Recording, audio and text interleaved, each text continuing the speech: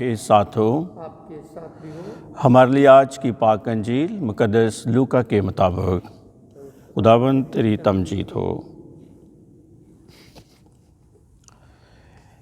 ایک دن یسوع عبادت خانے میں لوگوں سے کہنے لگا کہ آج یہ نوشتہ تمہارے کانوں میں پورا ہو کر پہنچا۔ اور سب نے اس پر گواہی دی اور شفقت کی ان باتوں پر جو اس کے منہ سے نکلتی تھیں تعجب کر کے کہنے لگے، کیا یہ یوسف کا بیٹا نہیں؟ اس نے ان سے کہا کہ تم بے شک یہ مثل مجھ پر کہو گے، اے طبیب تو اپنا علاج کر، جو کچھ ہم نے سنا ہے کہ تو نے کفرنہوم میں کیا، جہاں اپنے وطن میں بھی کر۔ اور اس نے کہا کہ میں تم سے سچ کہتا ہوں کہ کوئی نبی اپنے وطن میں مقبول نہیں ہوتا، لیکن میں تم سے سچ کہتا ہوں کہ جب ایلیاس کے دنوں میں 3 برس 6 مہینے تک آسمان بند رہا، جہاں تک کہ تمام ملک میں سخت کال پڑا، تو بہت سی بیوائیں اسرائیل میں تھیں، مگر ایلیاس سوائے سیدون کے سارفت کی ایک بیوہ عورت کے ان میں سے کسی کے پاس بھیجا نہ گیا۔ اور الیشا نبی کے وقت اسرائیل میں بہت سے کوڑی تھے، لیکن ان میں سے کوئی پاک صاف نہ کیا گیا سوائے نعمان سریانی کے۔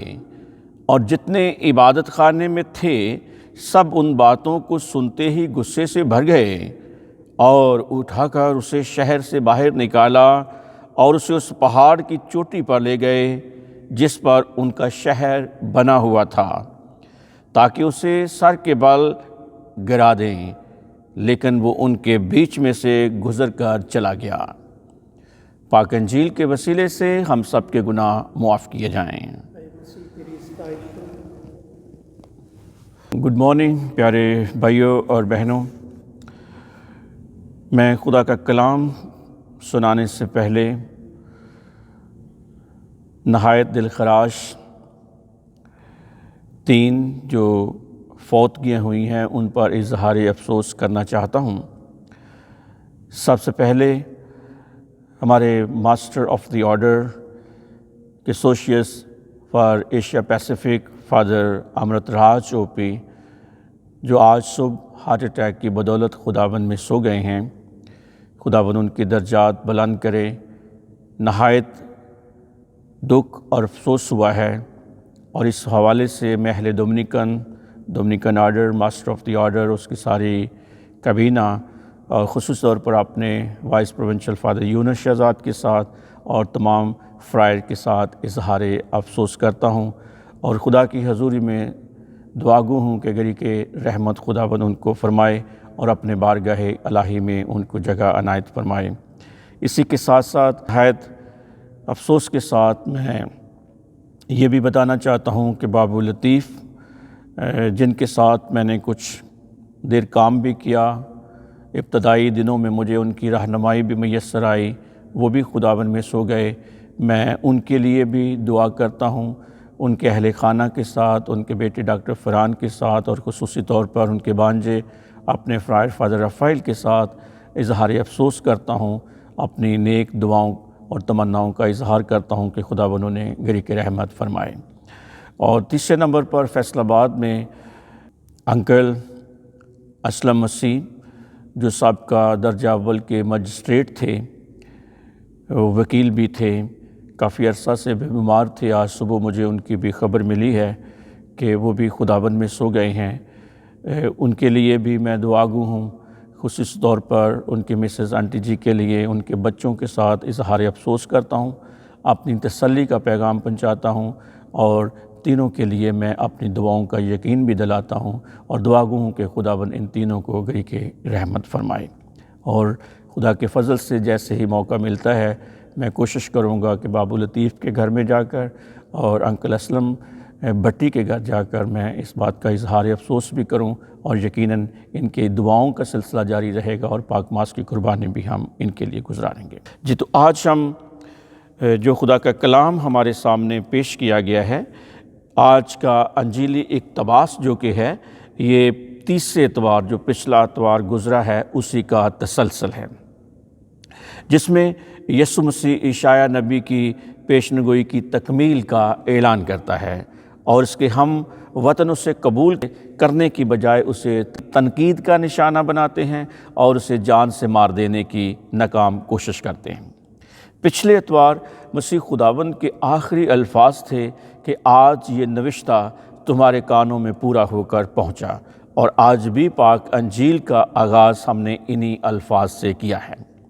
صاف ظاہر ہے کہ مسیح خداوند کے کلام سے، ان کے انداز گفتگو سے، ان کے صاحب اختیار ہونے سے، ان کے ایک الگ تھلگ طریقے سے کلام سنانے سے بے حد متاثر تھے۔ لوگ مسیح خداوند کی ان پرفضل باتوں کو سن کر اس کی تعریف کرتے تھے۔ ان کے لیے یہ ایک بھید تھا کہ یہ بڑھئی جو ہمارے درمیان کام کرتا تھا، ولی یوسف، یہ اس کا بیٹا ہے۔ یوسف کا بیٹا اتنا ترقی کیسے کر گیا؟ یہ فصیح و بلیغ کلام اسے کہاں سے ملا ہے؟ یہ اتنی حق اور سچ پر مبنی جو دوسروں سے، علماء کرام سے الگ تھلگ کلام کرتا ہے، یہ اس نے کہاں سے سیکھا ہے؟ یہ ساری باتیں ان کے لیے تعجب کا باعث تھیں۔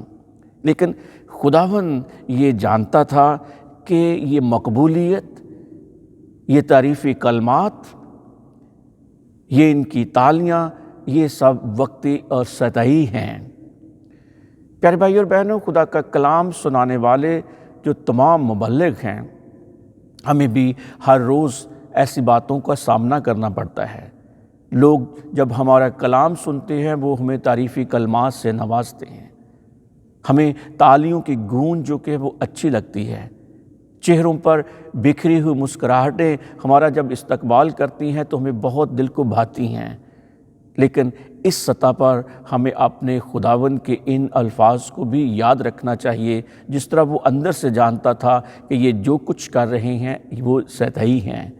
ہمیں اپنا کلام سناتے وقت اپنی اس ذمہ داری پر نظر رکھنی ہے کہ یہ بہت اہم ذمہ داری ہم کو سونپی گئی ہے، اس میں کہیں غفلت نہ ہو جائے، اس میں کہیں کوئی غلطی نہ ہو جائے، اس کو سدھارنا ہے اور ہر روز ایک طالب علم کی طرح سیکھنے کے عمل میں سے گزرنا ہے۔ خداوند ان کی ان تعریفی کلمات کو جانتا تھا کہ یہ تمام کی تمام تعریفیں جو کی جا رہی ہیں وہ سطحی ہیں، کیونکہ یہ لوگ خداوند کی حقیقی شناخت سے ناآشنا تھے۔ ابھی تک وہ نہیں جانتے تھے کہ جو ان سے باتیں کرتا ہے در حقیقت یہ کون ہے، اور یسوع کی وہ اصل قدر و قیمت کو نہیں سمجھتے تھے۔ وہ یسوع کو اپنے گاؤں کا ابھی تک ایک لڑکا سمجھتے تھے، جو یوسف کا بیٹا کہلاتا ہے، جو مریم کا بیٹا کہلاتا ہے، اور جس کے بارے میں انہوں نے سن رکھا تھا کہ اس نے کفرنہوم میں بڑے اچھے اچھے کام کیے ہیں۔ خداوند نے پہلے سے اندازہ لگا لیا تھا کہ یہ لوگ مجھے کیا کہیں گے، اور خداوند نے ان سے کہا کہ تم بے شک یہ مثل مجھ پر کہو گے کہ اے طبیب تو اپنا علاج پہلے کر۔ پیارے بھائیوں اور بہنوں، عام حالات میں اس مقولے کا مطلب ہے کہ جو کچھ تو نے دوسروں کے لیے کیا ہے اپنے لیے بھی کر۔ جو تو دوسروں کو شفا دینے کا دعویٰ کرتا ہے اپنے آپ کو بھی شفا دے۔ لیکن اس جگہ پر اس کا مطلب قدر فرق ہے۔ اگر آنے والے الفاظ میں اس کی وضاحت کی گئی ہے، لکھا ہے کہ جو کچھ ہم نے سنا ہے کہ تو نے کفرنہوم میں کیا، جہاں اپنے وطن میں بھی کر۔ چلیے اسی اقتباس میں ہم تھوڑا سا پیچھے جاتے ہیں۔ خداوند نے ان سے کلام کیا اور لکھا ہے کہ سب نے اس پر گواہی دی اور شفقت کی ان باتوں پر جو اس کے منہ سے نکلتی تھی تعجب کرتے تھے۔ پیارے بھائی اور بہنوں، یہودیت میں نبی کے تسلیم کرنے کے لیے دو باتوں کا ثبوت ہونا لازمی تھا۔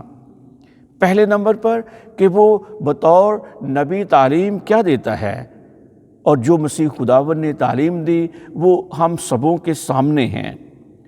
یہ وہ تعلیم تھی جس کی یہ سبھی لوگ تعریف کرتے تھے، جس کی یہ سبھی لوگ سن کر اس کی باتیں، اس کی منہ کی باتیں سن کر اس پر تعجب کرتے تھے۔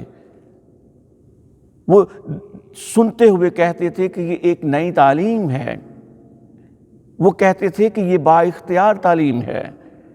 نیکودیمس نے تو یہ بھی کہا کہ تو خدا کی طرف سے استاد ہو کر آیا ہے، لیکن تعلیم کے ساتھ ساتھ نبی ہونے کا وہ دوسرا ثبوت یہ بھی مانگتے تھے کہ کیا اس سے کوئی معجزہ سرزد ہوا ہے۔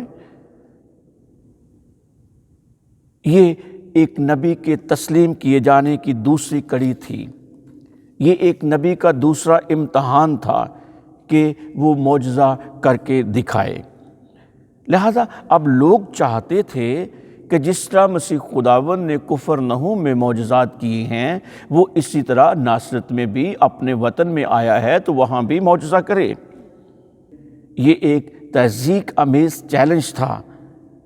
جو معجزے تو نے دوسری جگہوں پر کیے ہیں جہاں ناصرت میں بھی کر اور اپنے آپ کو تحقیر سے بچا۔ مسیح خداوند نے جواب میں انسانی معاملات کے بارے میں ایک گہرا اصول ان کے سامنے بیان کیا جو رہتی دنیا تک ایک ضرب المثل بن گیا ہے کہ میں تم سے سچ کہتا ہوں کہ کوئی نبی اپنے وطن میں مقبول نہیں ہوتا۔ پھر خداوند نے پرانے عہد نامہ سے 2 واقعات ان کے سامنے بیان کیے جہاں بنی اسرائیل نے خدا کے نبیوں کو قبول نہیں کیا تھا، چنانچہ پھر خدا نے ان کو غیر اقوام کے پاس بھیج دیا۔ نمبر 1 کہ جب اسرائیل میں زبردست قحط پڑا تھا تو الیاس نبی کو کسی یہودی بیوہ کے پاس نہیں بھیجا گیا تھا، حالانکہ خدا کے کلام میں لکھا ہے کہ اس وقت اسرائیل میں بہت سی بیوائیں تھیں، مگر الیاس کو سوائے سیدون کے صارفت کی ایک بیوہ عورت کے ہاں بھیجا گیا، کسی اور کے ہاں نہ بھیجا گیا۔ نمبر 2 مسیح خداوند نے کہا کہ اسی طرح الیشا نبی کے وقت اسرائیل میں بہت سے کوڑی تھے، لیکن ان میں سے کوئی پاک صاف نہ کیا گیا سوائے نعمان سوریانی کے۔ نعمان سوریا موجودہ شام کی فوجوں کا سپہ سالار تھا۔ تصور کریں کہ یسوع کے الفاظ کا یہودی ذہنوں پر کیا اثر ہوا ہوگا۔ وہ یسوع مسیح جو بیان کر رہا تھا وہ اس کے اندر کے گہرے معنوں کو جانتے تھے اور سمجھ رہے تھے۔ یہودی عورتوں، غیر اقوام اور کوڑیوں کو معاشرے کی سب سے نچلی سطح پر رکھتے تھے، مگر اس مقام پر مسیح خداوند نے ان تینوں کو، عورتوں کو، غیر اقوام کے افراد کو اور کوڑیوں کو بڑی خصوصیت سے بے اعتقاد یہودیوں سے اوپر رکھا، یعنی ان کو جو گرے ہوئے تھے، جو معاشرے سے رد کیے ہوئے تھے، انہیں مقام آدمیت بخشا۔ خداوند نے عورتوں کو، غیر اقوام کے افراد کو اور کوڑیوں کو عظمت اعلیٰ پر اختلاط پذیر کر دیا۔ در حقیقت مسیح خداوند نے اپنے زمانے کے موجودہ یہودیوں پر یہ عیاں کیا ہے کہ پرانے عہد نامے کی تاریخ اپنے آپ کو ایک بار پھر دہرا رہی ہے، جس کا مطلب یہ ہے کہ مسیح کو معجزات دکھانے کے باوجود نہ صرف ناصرت کے شہر کے یہودی قوم کی طرح رد کیا گیا ہے، بلکہ ان کے ہاں اب کوئی معجزہ بھی نہیں کیا جائے گا، اور الیاس اور الیشا کی طرح وہ بھی اب غیر قوموں کی طرف جائے گا، رجوع کرے گا اور ان کے پاس رہے گا۔ پیارے بھائی اور بہنوں، ناصرت کے لوگ خداوند یسوع المسیح کی باتوں کا مطلب اچھی طرح سمجھ گئے تھے۔ وہ تو اتنے سے اشارے پر مشتعل ہو گئے کہ غیر قوموں پر مہربانی کی جائے گی۔ وہ پنجابی میں کہندے نے نا، نہ کھیڈاں گے تے نہ کھیڈن دواں گے۔ نہ وہ اپنا فائدہ چاہتے ہیں اور نہ ہی وہ دوسروں کا فائدہ ہوتا ہوا دیکھنا چاہتے ہیں۔ مسیح خداوند نے اس عقیدہ کی وضاحت کی کہ خدا کل اختیار رکھتا ہے۔ انسان اس عقیدہ سے سخت عداوت رکھتا ہے۔ خداوند کسی صورت میں ان کے درمیان معجزات کرنے کا پابند نہیں تھا۔ یہ لوگ اتنے مشتعل انگیز ہو گئے کہ زبردستی اسے شہر سے باہر نکالا۔ خداوند کو پہاڑی کی چوٹی پر لے گئے اور پہاڑی کے اوپر سے اسے گرانے کی انہوں نے کوشش بھی کی، لیکن خداوند ان کے بیچ میں سے بچ کر نکل گیا۔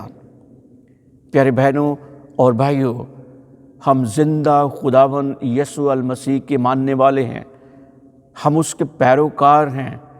ہمیں یہ سکھایا گیا ہے کہ ہم نے اپنے روح کو بھی بچانا ہے اور ہم نے دوسروں کی روحوں کو بھی بچانا ہے، یعنی ہم نے خود بھی اپنے خداوند کی طرف رجوع کرنا ہے، اس کی تعلیمات کی طرف رجوع کرنا ہے، اس کے معجزات پر ایمان لانا ہے اور اس حقیقت کو ماننا ہے کہ وہ زندہ خدا کا زندہ بیٹا ہے، اور دوسروں کو بھی ہم نے اس کے کلام کے وسیلے سے مسیح خداوند کی طرف لے کر آنا ہے، تاکہ ہم اپنے آپ کو بھی اور دوسروں کو بھی ہمیشہ کی زندگی کی طرف لے کر آنے کے لائق ٹھہریں۔ آمین۔